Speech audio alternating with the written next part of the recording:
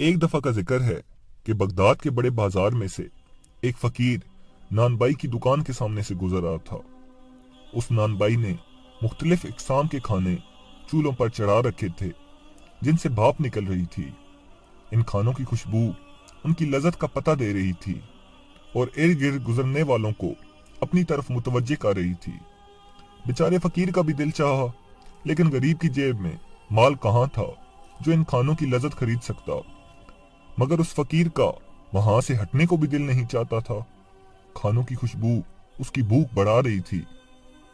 बिलाखिर उसने अपने थैले में से सूखी रोटी निकाली और खाने की देग की भाप से उसे नरम करके खाने लगा, जिसमें खाने की खुशबू बसी हुई थी। नानबाई चुपचाप ये तमाशा देखता रहा। जब फकीर की रोटी खत्म हो गई और वो चलने लगा तो नानबाई ने उसका रास्ता रोक लिया और बोला, क्यों वो मुस्टंडे, कहां भागा जाता है? ला मेरे पैसे निकाल। तो फकीर ने हक्का बक्का होकर पूछा कि भाई कौन से पैसे? तो नानबाई गुस्से से बोला, अच्छा कौन से पैसे? अभी जो तूने मेरे खाने की भाप के साथ रोटी खाई है वो क्या तेरे बाप की थी? इसकी कीमत कौन अदा करेगा? तो फकीर परेशान होकर बोला कि अजीब इंसान हो तुम। वो भाप तोड़कर हवा में मिल रही थी। अगर मैंने उसके साथ रोटी खाकर खुद को बहलाने की कोशिश की है तो उसमें तेरा क्या चला गया है जिसकी मैं कीमत अदा करूं? तो नानबाई ने उस फकीर का गिरबां पकड़ लिया। बस बस, अब इधर उधर की बातें मत कर। मैं तेरी जान हरगज नहीं छोड़ूंगा। मैं अपना माल वसूल करके रहूंगा। फकीर बेचारा परेशान हो गया कि इस हट्टे खट्टे नानबाई से किस तरह अपनी जान छुड़ाए। इनकी तकरार बढ़ती जा रही थी कि इस तरफ से हजरत बहलोल दाना का भी गुजर हुआ। वो उनके करीब रुककर उनकी बातें सुनने लगे। फकीर ने अपना हमदर्द समझकर हजरत बहलोल दाना से सारी बात कह दी।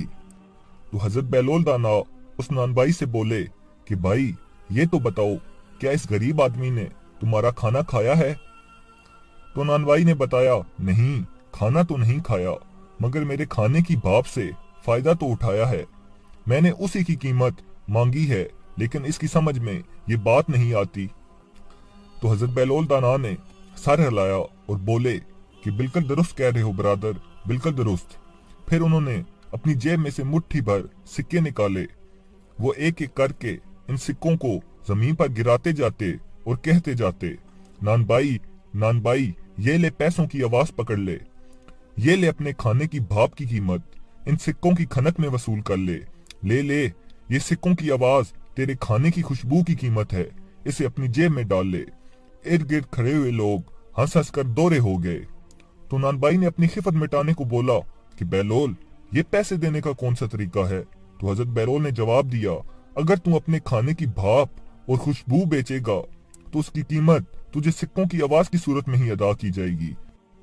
ये सुनकर उस नानबाई का सर नदामत से झुक गया और उसने उस गरीब फकीर का गिरबां छोड़ दिया। वो फकीर हजरत बहलोल दाना को दुआएं देता हुआ अपनी राह हो लिया।